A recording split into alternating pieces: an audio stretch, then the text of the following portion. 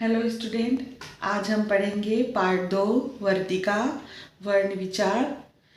भाषा का मुख्य आधार मुख से निकलने वाली ध्वनियाँ हैं। हमारा जो भाषा है उसका मुख्य आधार है मुख से निकलने वाली ध्वनियाँ।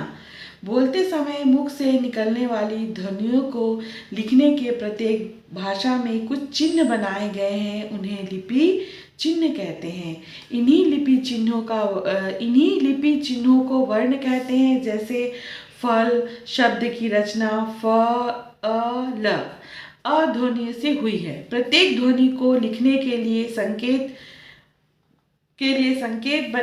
बने हैं। इन्हीं संकेतों को लिपि चिन्ह या वर्ण कहते हैं। जैसे हम हिंदी जब पढ़ना चालू करते हैं तो सबसे पहले हम क्या सीखते हैं? वर्ण। वर्ण में आता है आपके क ख ग घ आ ई ई। हम आ से आहा तक हम पहले सीखते हैं, फिर क से हा तक। तो हम पूरा सीखते जाते हैं। ये क्या है? पूरा ये वर्ण है।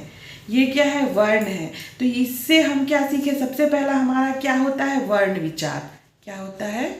वर्ण विचार।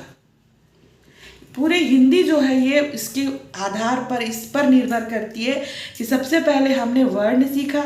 जैसे आप बोलते हैं इंग्लिश में अल्फ़ाबेट ABCD, जब तक हम नहीं सीखते हैं तो हम इंग्लिश नहीं पढ़ सकते, अंग्रेजी नहीं पढ़ सकते।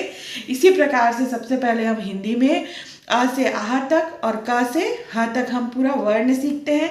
वर्ण पर ही पूरा हिंदी हमको शुद्धता, मात्रा को पढ़ना, मात्रा, फिर वर्ण, फिर 2 अक्षर वाले शब्द।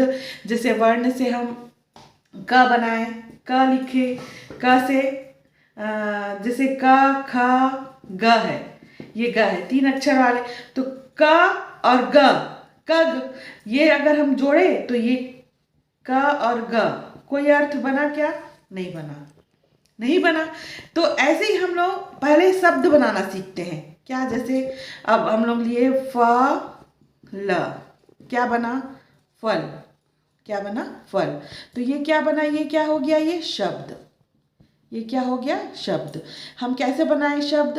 फ और ल को जोड़ करके, ये वर्ण है, ये दोनों वर्ण हैं, ये दोनों वर्ण को जोड़े, क्या बना? फल। क्या बना? फल। और ये क्या बन गया? शब्द। तो ये क्या था? पहले वर्ण, फिर वर्ण को जोड़े तो क्या बना?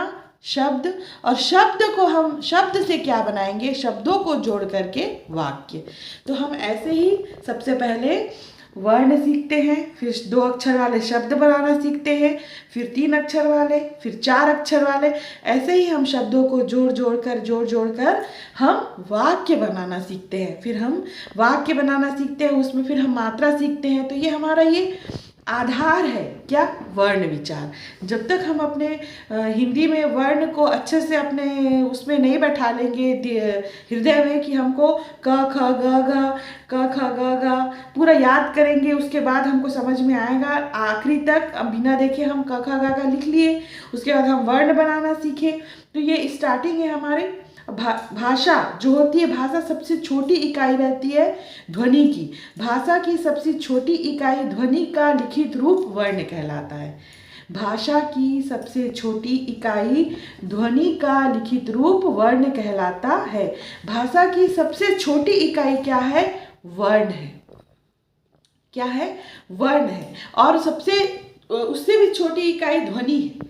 ध्वनि भाषा की सबसे छोटी इकाई होती है तथा वर्ण ध्वनि के लिखित रूप होते हैं, इसलिए वर्ण को भी भाषा की सबसे छोटी इकाई माना जाता है। वर्णमाला। वर्णों के क्रमबद्ध समूह को वर्णमाला कहते हैं। वर्णों के क्रमबद्ध समूह को वर्णमाला कहते हैं। ये आप लोगों को जानना बहुत ज़रूरी है। आगे क्लास में अगर हम किसी से सडनली क्वेश्चन करते हैं कि वर्णमाला किसे कहते हैं तो बच्चा थोड़ा घबरा जाता है। घबराना नहीं है। वर्णों के जैसे कि ABCDEFG पूरा Z तक जो हम सीखते हैं उसको अल्फ़ाबेट बोलते हैं ना। तो ऐसे ही क से ह तक हम क्या बोलते हैं? उसको वर्णमाला। उसको हम बोलते हैं, उसका जो समूह रहता है उसको हम बोलते हैं वर्णमाला। किसके समूह को? वर्णों के समूह को वर्णमाला कहते हैं। हिंदी भाषा के वर्णों को 2 भागों में बांटा गया है।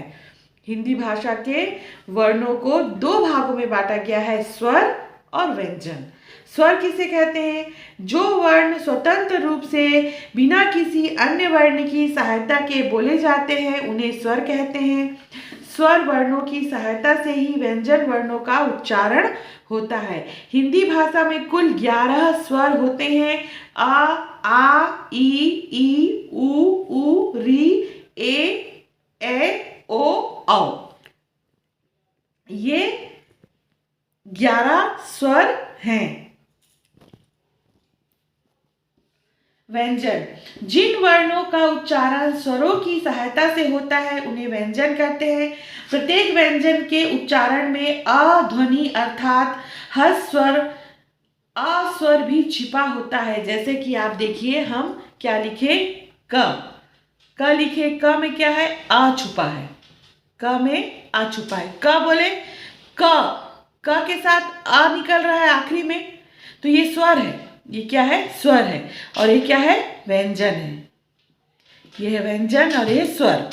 तो स्वर छुपा है इसमें, किसमें? क में स्वर छुपा हुआ है आ, ऐसे ही ख में छुपा है ख, अ, देखिए ख, ग, ऐसे ही अ सब में छुपा हुआ है, परंतु ये दिखता नहीं है। हम बोलते हैं जब सडनली बोल देते हैं, पर दिखता नहीं है। क में अ छुपा हुआ रहता है हर वर्णों को। इसीलिए जो स्वर है वो अपने आप में है, वो स्वतंत्र है। स्वर को किसी की सहायता लेनी नहीं पड़ती, परंतु जो व्यंजन है उसको स्वर की सहायता से व्यंजन बनते हैं।